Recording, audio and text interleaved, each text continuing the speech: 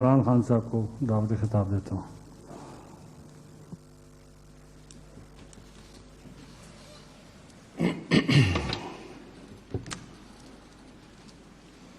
بسم اللہ الرحمن الرحیم.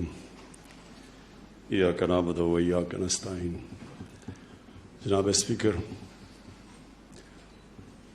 صدر صاحب، جناب وزیر اعظم، ممبرز آزاد کشمیر اسمبلی، خواتین و حضرات اور منسٹرز، دیکھیں میں بڑی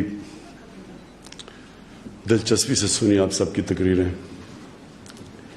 وزیر اعظم صاحب کی تقریر میں فالو کر رہا تھا کہ کدھر سے کدھر جا رہی ہے.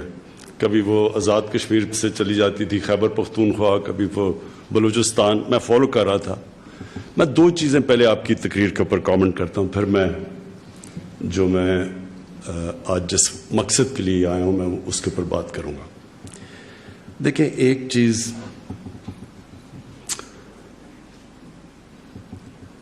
یہ ذہن میں ڈال لیں کہ جو پوٹینشل پاکستان میں ہے شاید ہی دنیا میں کسی ملک میں ہے. اس کے پوٹینشل کی مجھے جو سب سے زیادہ افسوس ہوتا ہے کہ ہمیں خود پاکستانیوں کو اندازہ نہیں ہے. میں سمجھتا تھا کہ بہت پوٹینشل ہے کیونکہ میں پاکستان کے ساتھ بڑا ہوا. ہم نے اس ملک کو بڑی تیزی سے اوپر جاتے دیکھا، پھر ہم نے اس ملک کو نیچے آتے دیکھا، تو ہمیں پتہ ہے کہ یہ کدھر جا سکتا تھا. 60s کے اندر یہ ساری دنیا، 60 کی دہائی میں دنیا پاکستان کی مثال دیا کرتی تھی. ایک کتاب نکلی تھی جس میں پاکستان کے متعلق انہوں نے کہا تھا کہ سارے ایشیا کا کیلیفورنیا پاکستان بننے جا رہا ہے، سب سے خوشحال طبقہ. اور ہمیں وہ دن یاد ہے. اور پھر کیا ہوا ٹریجڈی پاکستان کی کہ وہ بدقسمتی سے اس ٹریجیکٹری پر نہیں گیا. وہ پھر آہستہ آہستہ نیچے آنا شروع ہو گیا. اور دنیا کی تاریخ جب آپ اٹھا کے دیکھیں گے تو آپ کو پتہ چل جائے گا کہ وہ کون سے، ہر قوم کے اندر کئی اصولوں پہ چلتی ہے تو قوم اوپر چلی جاتی ہے، جب ان اصولوں سے پیچھے ہٹتی ہے تو قوم نیچے آ جاتی ہے. یہ ہمارا نہیں ہے. دنیا کی تاریخ اٹھا کے دیکھیں کیسے بڑی قوم بنتی ہے، امپائر بن جاتا ہے، پھر وہ نیچے آ جاتی ہے. تو وہ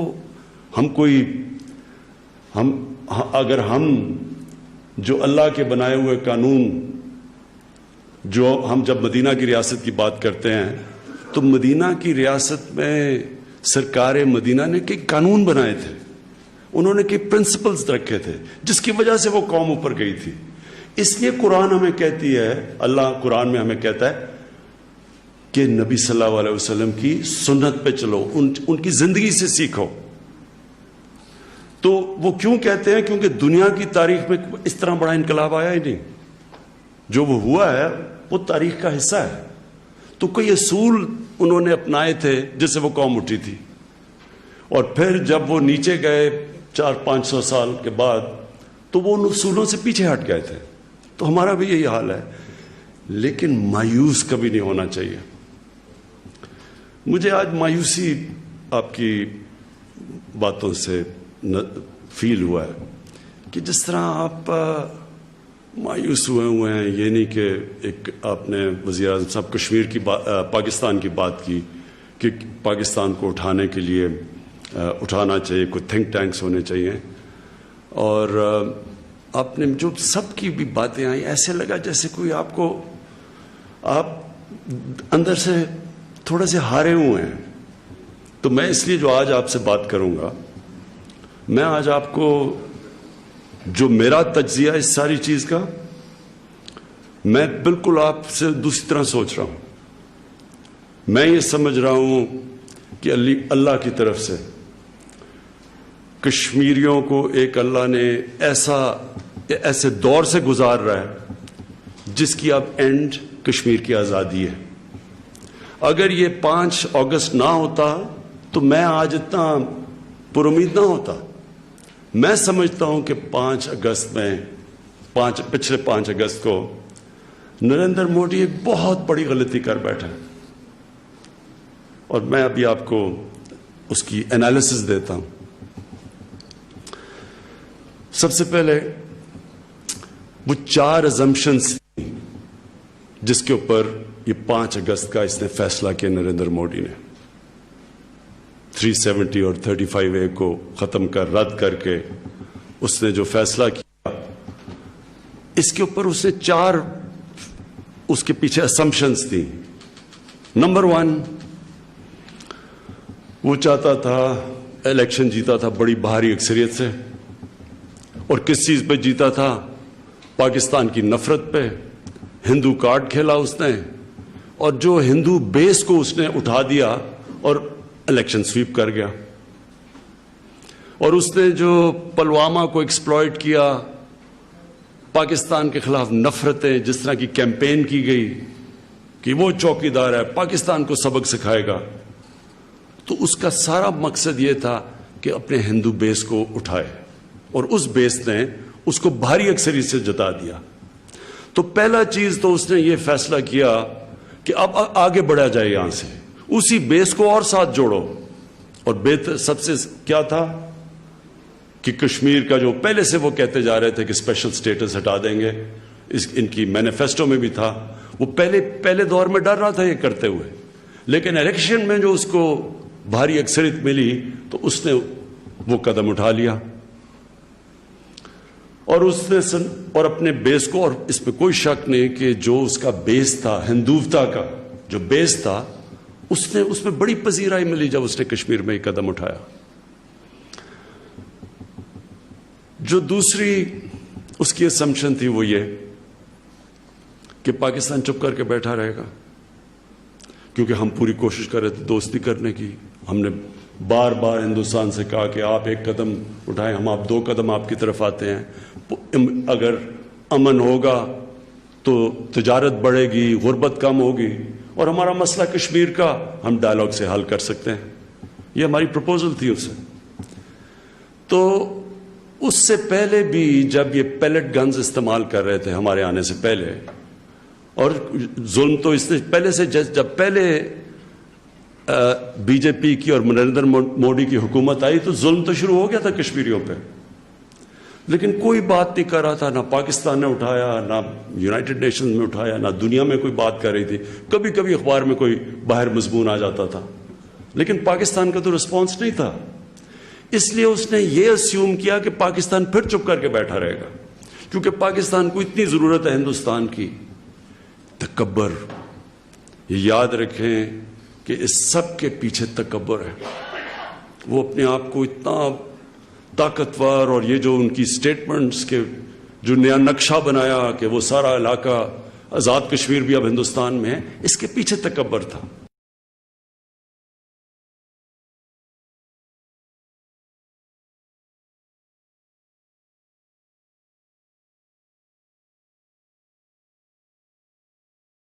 اس وقت ہندوستان ایک بہت بڑی مارکیٹ ہے. 1.25 ارب لوگ ہیں ہندوستان میں. دنیا چاہے گی اس بڑی مارکیٹ میں ہندوستان سے تعلقات اچھا رکھے, اور وہ ٹھیک سمجھ رہا تھا. دوسرے کو دنیا چپ کر کے بیٹھی رہے گی.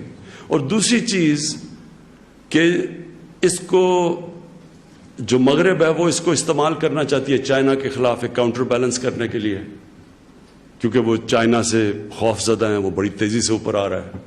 تو ان کا یہ سوچ تھی کہ کیونکہ اس کی ضرورت ہے مغرب کو چائنا کے خلاف, تو دنیا چپ کر کے بیٹھی رہے گی.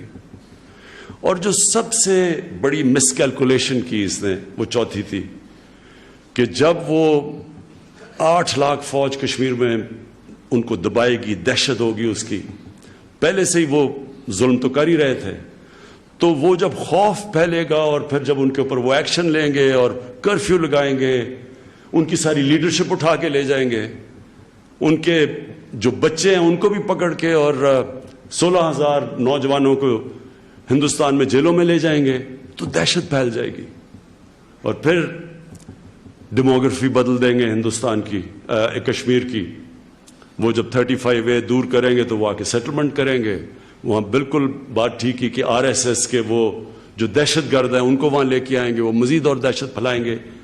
اور پھر جب وہ پوری طرح ان کو کشمیریوں کے اوپر پورا جب اپنی پاور دکھائیں گے اور دہشت دکھائیں گے تو کشمیری ہاتھ کھڑے کر دیں گے. یہ 4 ازمپشنز کے اوپر یہ 5 اگست کا سٹیپ لیا گیا. اب میں کیوں کہہ رہا ہوں کہ میرے خیال میں اس نے اسٹریٹجک بلنڈر کیا. یاد رکھیں بڑے بڑے دنیا میں طاقتور قومیں یہ تکبر کے اندر غلط فیصلے کر کے تباہ ہوئی ہیں. ہٹلر سب سے طاقتور فوج پورا یورپ دنوں میں فتح کر لیا, اور اس نے جو اٹیک کیا رشیا پہ, اور پھر جب اس کے جنرلز کہہ بھی رہے تھے کہ سردی آ رہی ہے اور فوج کو ریٹریٹ کر لو, تکبر میں اس نے اپنی ساری طاقتور فوج تباہ کروا دی روس میں. اور اس سے پہلے نپولین نے یہ کیا, وہ بھی سارا یورپ فتح کر چکا تھا, اس نے بھی روس پہ حملہ کیا. اس کو بھی جب پتا چلا کہ ان کی سردی آ رہی ہے اور برف پڑے گی, اس کے بھی تکبر کے اندر اس نے اپنی ساری فوج تباہ کر لی. اور یہ ساری تاریخ میں اس طرح کے آپ اٹھا کے دیکھیں گے کہ مس کیلکولیشنز ہوئی ہیں. تو یہ جو اس کی سب سے پہلی جو اس مس کیلکولیشن میں غلطی یہ ہوئی کہ پاکستان چپ نہیں بیٹھا رہا. پاکستان دنیا میں گیا. آپ 1 سال کے اندر دیکھ لیں 5 اگست سے اب تک 3 دفعہ سیکیورٹی کونسل نے 65 کے بعد کشمیر کا نام لیا. جو یونائٹڈ نیشنز کی ہیومن رائٹس 2 رپورٹیں نکلی ہیں اس کے اوپر, ان کے جو ظلم ہو رہا ہے کشمیر پہ. اس کے علاوہ میں خود دنیا کے سارے ٹاپ لیڈر سے بات کی, ان کو بار بار سمجھایا. ڈونلڈ ٹرمپ کو 2-3 دفعہ سمجھایا کہ کشمیر کتنا خطرناک ہے دنیا کے لیے, فلیش پوائنٹ ہے. چانسلر مرکل جرمنی کی, بورس جانسن, ان سب سے میں نے خود بات کی. میکرون جو فرانس کے پریزیڈنٹ, ان سب سے میں نے باتیں کی. سب کو سمجھایا کہ یہ ہو کیا رہا ہے. کئیوں کو سمجھ ہی نہیں تھی کشمیر کی, لیکن آہستہ آہستہ سمجھ آنی شروع ہوئی. کیونکہ اس کے بعد جو ہم نے اگلی چیز کی, ہم میڈیا پہ گئے. نیو یارک ٹائمز شروع میں میرا مضمون ہی نہیں چھاپتا تھا اس کے اوپر جو کشمیر میں ہو رہا تھا. ان کو میں نے سمجھایا کہ یہ جو آئیڈیالوجی ہے نریندر مودی کی, جس طرح آپ جب کہتے ہیں نا کہ ہٹلر سے کیا, وہ اصل میں آپ صرف ان کے فاؤنڈنگ فادرز جنہوں نے بنائی تھی RSS, ان کی آپ تاریخ پڑھ لیں, ان کی بایوگرافیز پڑھ لیں. وہ تو خود کہتے ہیں کہ ہم متاثر تھے نازیز سے اور ہٹلر سے, اور وہ خود کہہ رہے ہیں کہ جو یہودیوں سے کر رہے تھے نازیز وہ ٹھیک کر رہے تھے, اور یہی ہمیں مسلمانوں سے کرنا چاہیے. یہ تو بلیک اینڈ وائٹ میں ہے. تو جب میں نے وہاں جا کے اور نیو یارک ٹائمز کے بورڈ کو میں نے بتایا, دیکھیں جب جو تبدیلی آئی ہے, یہ پہلی دفعہ بنگلہ دیش جب بنا, اس کے بعد ساری انٹرنیشنل میڈیا مغرب کا پرو انڈیا ہو گیا اور اینٹی پاکستان رہا. آپ اٹھا کے دیکھ لیں, بڑی کم مغرب کے اندر جب ہندوستان اور پاکستان کا موازنہ کیا جاتا تھا تو ہمیشہ ہندوستان کی کو بہتر لائٹ میں دکھایا جاتا تھا کہ پلورل سوسائٹی ہے. پاکستان کی نیگیٹو چیزیں آتی تھیں. اس 1 سال میں دیکھ لیں, 5 اگست سے اب تک دیکھ لیں, جو مغربی میڈیا میں جتنی دفعہ آرٹیکلز نکلے ہیں, یہ پہلی دفعہ نکلے ہیں. تنقید ہوئی ہے کیونکہ انہوں نے خود جب اسٹڈی کیا تو ان کو پتہ چل گیا کہ ان کی اصل میں آئیڈیالوجی ہے کیا. ان کی وہی آئیڈیالوجی ہے جو نازی جرمنی کی تھی. دیکھیں یہ جو آئیڈیالوجی نریندر مودی کی ہے, یہ پہلی دفعہ کوئی نہیں لے کے آیا. انسانی تاریخ میں جو 2 قسم کے لیڈرز ہوتے ہیں, ایک وہ لیڈر ہوتا ہے جو سب سے عظیم لیڈر ہمارے نبی صلی اللہ علیہ وسلم, جو انسانوں کو اکٹھا کرتے ہیں, رحمت اللہ عالمین, انسانوں کے لیے رحمت بن کے آئے. اس کے بڑے قائد اعظم جب شروع ہوئے تھے, ہندو مسلم یونٹی کے ایمبیسڈر سمجھے جاتے تھے. تقسیم نہیں کرتا leader. Nelson Mandela South Africa کے اندر جب ریسزم नस्ल परस्ती उधर पहुंच गई कि कालों को, एशियंस को और गोरों को इतनी आपस में नफरतें थी, कोई नहीं सोच सकता था कि साउथ अफ्रीका तबाही से बचेगा। एक नेल्सन मंडेला आया, इंसानों को इकट्ठा किया, लीडर था। जो नॉन लीडर होता है उसकी सबसे बड़ी पहचान ये होती है कि वो नफरतें फैला के वोट लेता है। हमारे माशरे में देख लें, उठा के कराची में एक आया था, लसानियत के ऊपर उसने क्या कराची की तबाही की। नफरतें फैलाता है अपने जाती फायदे के लिए, वोट लेने के लिए। ये नरेंद्र मोदी वो लीडर है, ये वो आदमी है जिसने नफरतें फैला के मुसलमानों के खिलाफ, जो इसने गुजरात में किया। कोई दुनिया के अंदर लीडर नहीं बन सकता था जिस तरह गुजरात में इसने मुसलमानों की कत्लेआम किए। हिंदुस्तान की अपनी रिपोर्ट्स पढ़ लें, उनकी सुप्रीम कोर्ट के एक जज की रिपोर्ट पढ़ लें, और इसको बाहर जाने की, ये ब्लैक लिस्ट हुआ था, बाहर नहीं जा सकता था। मगरब में, इंग्लैंड में, अमेरिका में नहीं जा सकता था। वो आदमी जब लीडर बना तो शुरू में सोचा कि शायद, जब पहले बीजेपी आई थी तो वो भी लोग डरे हुए थे कि ये भी ये एक्सट्रीमिस्ट इनकी आइडियोलॉजी है। लेकिन जो इनके तब वाजपेयी थे, उन्होंने फिर ऊपर आके मॉडरेट बन गए, सेंटर की तरफ आ गए। लेकिन नरेंद्र मोदी असल में जो अंदर से है वो बाहर आ गया। नफरतें, इंसानों के खिलाफ नफरतें, और ये आहिस्ता आहिस्ता जो हमने जाके कैंपेन की, उनकी लीडरशिप से बात की, मीडिया पे आप मजमून लिखे, आज नरेंद्र मोदी दुनिया में एक्सपोज्ड है। और इससे क्या हुआ? इससे सबसे बड़ी चीज यह हुई कि आज दुनिया कश्मीर की तरफ देख रही है। जो मेरे ख्याल में जो इनकी पहली असम्पशन थी, कि आखिरी असम्पशन कि कश्मीरी इनके ऊपर इतना वो जुल्म करेंगे कि वो चुप करके कबूल कर लेंगे, जेनोसाइड इतनी करेंगे कि वो डर जाएंगे, नाते लोग हैं। सबसे बड़ी चीज है कि अब दुनिया की नजर कश्मीर पे है। ये जो समझ रहे थे कि उनके ऊपर तशद्दुद करके बिल्कुल उनको क्रश कर देंगे, वो अगर उस एक्सटेंट पे जाएंगे, दुनिया का रिएक्शन आएगा। ऑलरेडी यूरोपियन पार्लियामेंट में डिस्कशन है, बरतानिया की पार्लियामेंट पे है, फिर हमारी जो आपने बात की डायस्पोरा, कश्मीरी, पाकिस्तानी बाहर, उन्होंने जिस तरह की एक साल में देखें, न्यूयॉर्क के अंदर कभी इतनी पब्लिक नहीं निकली किसी इवेंट पे जो कि यूनाइटेड नेशंस के जनरल असेंबली के बाहर पब्लिक निकली थी। कभी इतने लोग नहीं निकले। ह्यूस्टन में पब्लिक निकली जब नरेंद्र मोदी तकरीर करने आया था। तो ये वो भी एक्टिवेट हो गए, मीडिया भी एक्टिवेट हो गया, उनकी पॉलिटिकल जो, इसके बावजूद कि उनके ताल्लुकात हिंदुस्तान से बेहतर थे, उसके बावजूद वो एक्टिवेट हो गए, उनको बोलना पड़ा। जर्मन चांसलर जब गई वहां इंडिया में तो उन्होंने भी बात की। अमेरिकन प्रेसिडेंट, हालांकि उनके इतने अच्छे ताल्लुकात हैं, पब्लिकली उन्होंने बात की कि कश्मीर का मैं मीडिएट करना चाहता हूं। तो कम से कम दुनिया की नजरों में अब कश्मीर आ गया। इसका मतलब यह कि जिस तरह का ये जुल्म करना चाहते थे, उनको क्रश करने के लिए, वो नहीं कर सकते।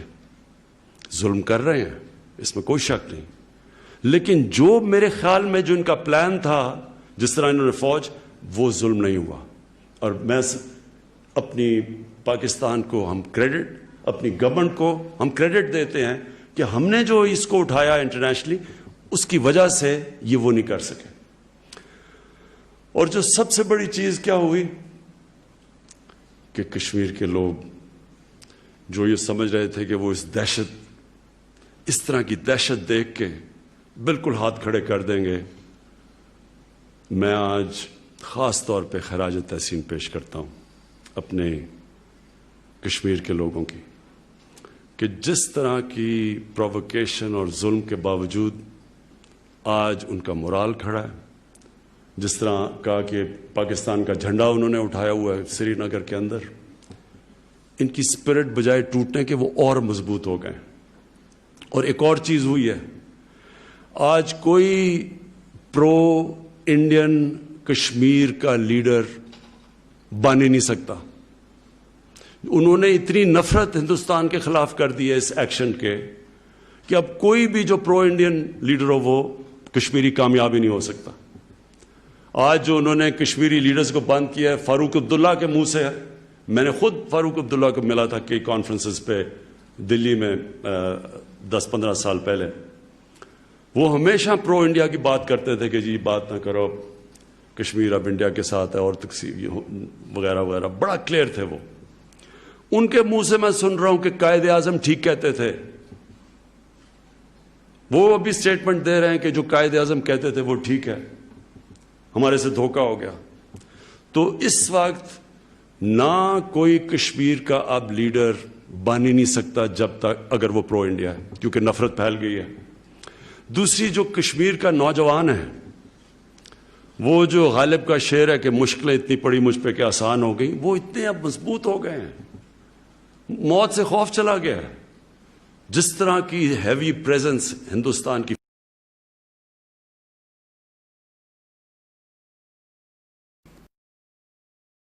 ساری دنیا دیکھ رہی ہے, اور انشاءاللہ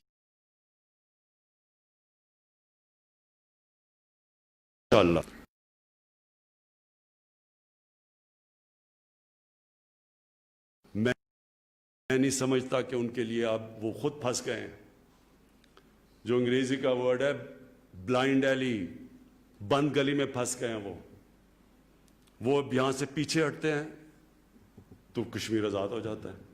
وہ کتنی دیر اس طرح رکھیں گے, ساری دنیا دیکھ رہی ہے. اور انشاءاللہ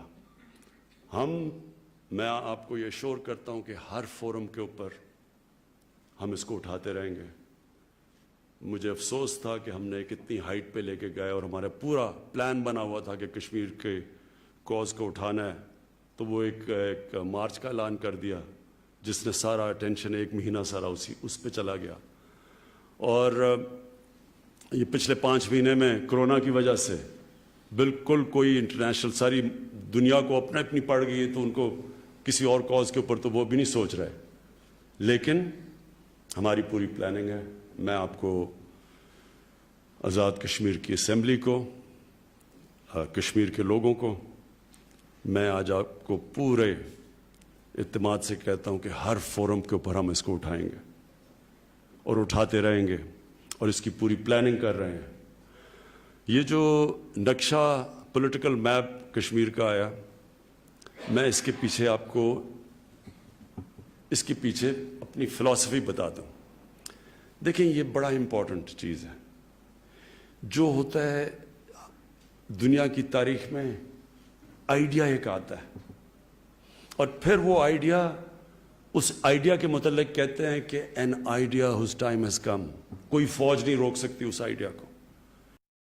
بڑا امپورٹنٹ ہے کہ ہمارے بچوں کو سارے پاکستان میں پتہ چلے کہ اصل میں جو ہم اگر یونائٹڈ نیشنز کی, اور میں واضح کر دوں کہ ہر فورم پہ ہم کہتے ہیں کہ یونائٹڈ نیشن سیکیورٹی کاؤنسل کی ریزولوشن کے اوپر مسئلے کا حل ہونا چاہیے. کوئی ایسا فورم نہیں ہے, میں یونائٹڈ نیشن سے لے کے ہر جگہ, اور اس نقشے کے اوپر بھی لکھا ہوا ہے کہ subject to the United Nation Security Council resolution. So ہم اس چیز کے اوپر کلیئر ہیں. حال ہی اس کا ایک ہے, اور یہ ضروری تھا کرنا, کیونکہ ہندوستان نے جو نقشہ بنایا, آزاد کشمیر بھی سارا اندر اور گلگت بلتستان بھی, تو ضروری ہے کہ ریئیکٹ کریں. ہم بتائیں کہ اصل میں یہ ڈسپیوٹڈ ٹیریٹری ہے, یہ کبھی بھی ہندوستان کی ٹیریٹری نہیں تھی, یہ اللیگلی انہوں نے آکوپائی کی ہوئی ہے. اور یہ جو سب کچھ کام کیا, یہ انہوں نے اپنے لیڈرز, نہرو کی سٹیٹمنٹس پڑھ لیں, اس کے بیان پڑھ لیں, سب وعدہ کرتے رہے کشمیریوں کو کہ ان کو رائٹ ملے گا پلیبسائٹ کا, ریفرینڈم کا, فیصلہ کرنا کہ اپنی فیوچر کا. وہ رائٹ نہیں دیا گیا. میں آخر میں ایک چیز پہ ختم کرتا ہوں, اور میں اپنے جو ہمارے کشمیر کے ہماری بھائی بہن, بچے, بوڑھے, خواتین مشکل وقت گزار رہی ہیں, میں صرف ان کے لیے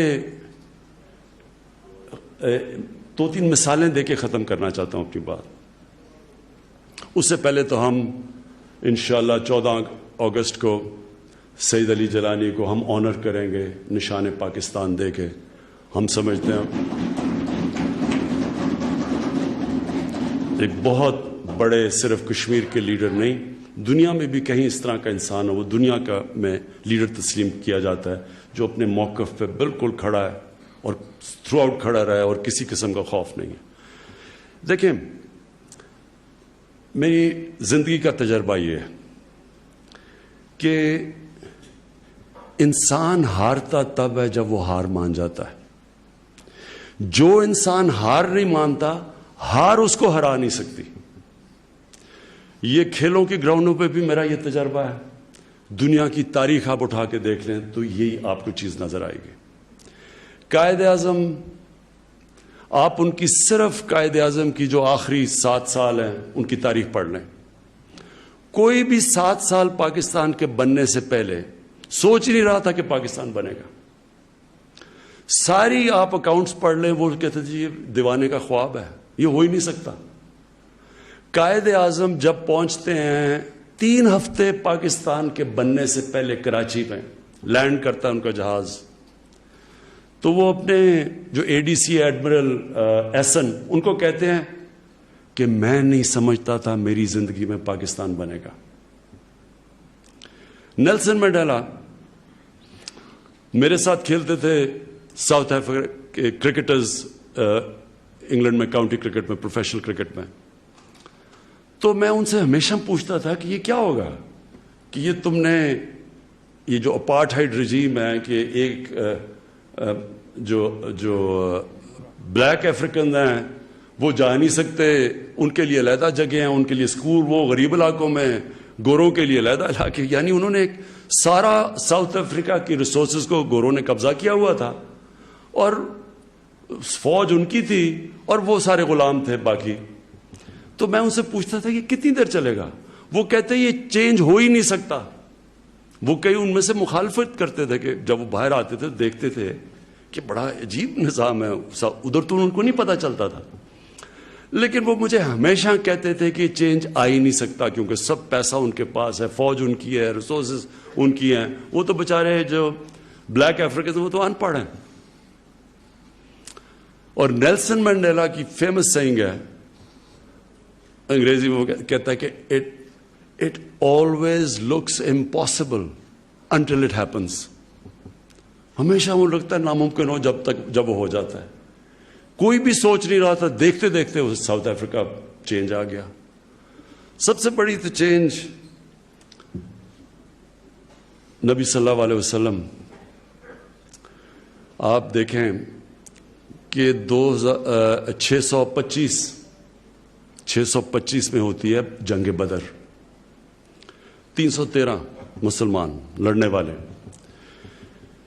627 اور 28 دو وہ لیٹر لکھتے ہیں، ایک جو ایک سپر پاور ہوتی ہے پرشین ایمپرر، اور دوسرا جو کہ بیزنٹائن رومن ایمپرر تھا، اس کو یہ خط بھی پرزروڈ ہے۔ 2 خط لکھتے ہیں کہ میں اللہ کا پیغام لے کے آیا ہوں، اپنی بہتری، آپ کی بہتری ہوگی اگر آپ اس پیغام پہ چلیں۔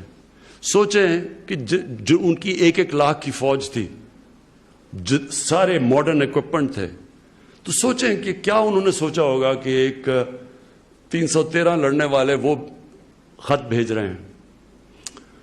لیکن کون یہ سوچتا تھا کہ یہ 627-28 کو 2 خط بھیجے انہوں نے، اور اس کے 10 سال بعد دونوں بڑی بڑی سپر پاورز ان کے سامنے گھٹنے ٹیک گئی۔ یہ تاریخ کا حصہ ہے۔